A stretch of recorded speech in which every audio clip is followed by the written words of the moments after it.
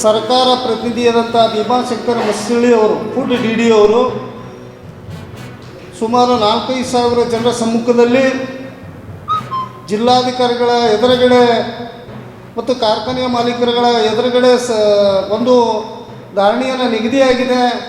ಆ ಧಾರಣೆಯನ್ನು 3,165 ರೂಪಾಯಿ ಘೋಷಣೆ ಆಯಿತು ಅಂತೇಳಿ ಹೇಳಿಕೆ ಕೊಟ್ಟು ನಮ್ಮ ಪ್ರತಿಭಟನೆಯನ್ನು ಹಿಂಜರಿಸಲು ಕಾರಣಭೂತರಾದರು.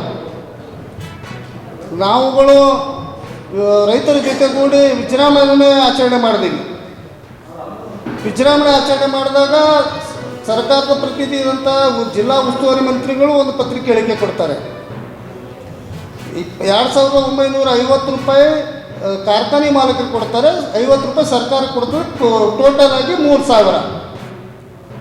ಇವತ್ತು ಸರ್ಕಾರ ಪ್ರತಿನಿಧಿಯಾಗಿ ಬಂದಂಥ ಫುಡ್ ಡಿ ಅವ್ರಿಗೆ ಮಾತು ಕೇಳಬೇಕು ಅಥವಾ ಪ್ರಿಯಾಂಕಾ ಸಾಹೇಬ್ ಜಿಲ್ಲಾ ಉಸ್ತುವಾರಿ ಮಂತ್ರಿಗಳಾದಂಥ ಪ್ರಿಯಾಂಕಾ ಸಾಹೇಬ್ರ ಮಾತು ಕೇಳಬೇಕು ಅನ್ನೋದು ನಾವು ಗೊಂದಲದಲ್ಲಿದ್ದೀವಿ.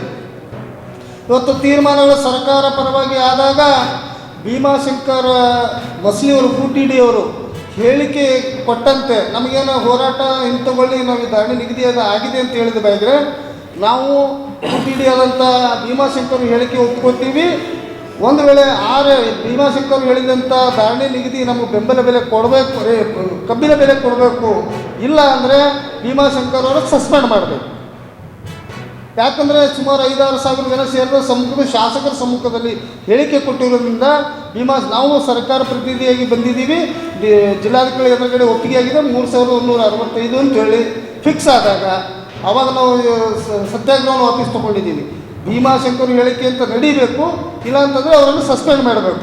ನಾವು 25ನೇ ತಾರೀಕಿಗೆ ಒಂದು ಪತ್ರಿಕೆ ಹೇಳಿಕೆ ಕೊಟ್ಟಾಗ ಬರುವಂಥ ಕರ್ನಾಟಕ ಕಲಾ ಮತ್ತು ವಾಣಿಜ್ಯ ವಿಜ್ಞಾನ ಮಹಾವಿದ್ಯಾಲಯ ಬೀದರ್ನಲ್ಲಿರುವಂಥ ಕಾಲೇಜಿನಲ್ಲಿ ಅಶ್ವಿನಿ ಶರಣಪ್ಪ ಎಂಬ ವಿದ್ಯಾರ್ಥಿನಿ ಪ್ರಥಮ ಸೆಮಿಸ್ಟ್ರಿ ವಿಷಯದಲ್ಲಿ ರಾಸಾಯನಿಕ ಶಾಸ್ತ್ರದ ಆ ವಿಷಯದಲ್ಲಿ ವಿದ್ಯಾರ್ಥಿನಿ ಫೇಲ್ ಆಗಿದ್ದರೂ ಕೂಡ ಇಲ್ಲಿನ ಗುಲ್ಬರ್ಗ ವಿಶ್ವವಿದ್ಯಾಲಯದ ಮೌಲ್ಯಮಾಪನ ಡಿಪಾರ್ಟ್ಮೆಂಟ್ದವರು ಆ ವಿದ್ಯಾರ್ಥಿನಿಗೆ 0 ಮಾರ್ಕ್ಸ್ ಬಿದ್ದರೂ ಕೂಡ ಇವತ್ತಿನ ದಿನ ಪಾಸ್ ಮಾಡಿ ಇವತ್ತಿನ ವಿದ್ಯಾರ್ಥಿಗೆ ಸಪೋರ್ಟ್ ಮಾಡ್ತಾ ಇದ್ದಾರೆ.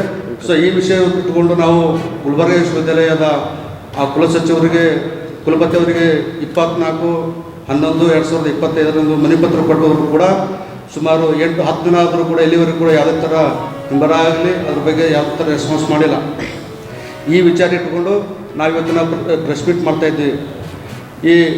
ಈ ವಿದ್ಯಾರ್ಥಿಗಳಿಗೆ ಯಾಕಂದ್ರೆ ಪ್ರತಿಯೊಂದು ಹಳ್ಳಿಯಲ್ಲೂ ಕೂಡ ಬಡ ಮತ್ತು ದೀನದಲಿತರ ವಿದ್ಯಾರ್ಥಿಗಳಾಗಿದ್ದರೂ ಕೂಡ ಯಾರು ಓದ್ಕೊಂಡು ಓದ್ತಾ ಇದ್ದಾರೆ. ಆದರೆ ಇವತ್ತಿನ ದಿನ ರಾಜಕೀಯ ಮತ್ತು ದುಡ್ಡು ಬಲದಿದ್ದವರು ಈ ರೀತಿಯಾಗಿ ಫೇಲ್ ಆಗಿದ್ದರೂ ಕೂಡ ಪಾಸ್ ಮಾಡುವಂಥ ವ್ಯವಸ್ಥೆ ಇವತ್ತು ಗುಲ್ಬರ್ಗ ವಿಶ್ವವಿದ್ಯಾಲಯದಲ್ಲಿ ಕಂಡು ಬರ್ತದೆ. ಅದಕ್ಕೆ ನಾವು ಖಂಡಿಸುತ್ತಾ ಮುಂದಿನ ದಿನಗಳಲ್ಲಿ ಯಾರು ಈ ಭ್ರಷ್ಟಾಚಾರದಲ್ಲಿ ಒಳಗೊಂಡಿರುತ್ತಾರೆ ಆ ವ್ಯಕ್ತಿಗಳ ಮೇಲೆ ಕ್ರಮ ಕೈಗೊಳ್ಳದೇ ಇದ್ದಲ್ಲಿ ನಾವು ಭೀಮ್ ಆರ್ಮಿ ಸಂಘಟನೆ ವತಿಯಿಂದ ವಿಶ್ವವಿದ್ಯಾಲಯದ ಮುಂಭಾಗದಲ್ಲಿ ಗುರುವಾರ ಪ್ರತಿಭಟನೆ ಮಾಡ್ತೀವಿ ಅಂತ ಹೇಳುತ್ತಾ ಮತ್ತು ಈ ವಿಚಾರವೊಂದು ಕುರಿತು ನಮ್ಮ ಭೀಮ್ ಆರ್ಮಿ ಸಂಘಟನೆಯ ಕಮಲಾಪುರ ತಾಲೂಕಾ ಗೌರವಾಧ್ಯಕ್ಷರಾಗಿರುವಂಥ ರಾಜು ಗಂಗನಗುಡಿ ಸರ್ ಅವರು ಕೂಡ ಸವಿಸ್ತಾರವಾಗಿ ಮಾತಾಡಬೇಕಾಗಿ ಕೇಳ್ಕೊಳ್ತಿದ್ದೀವಿ.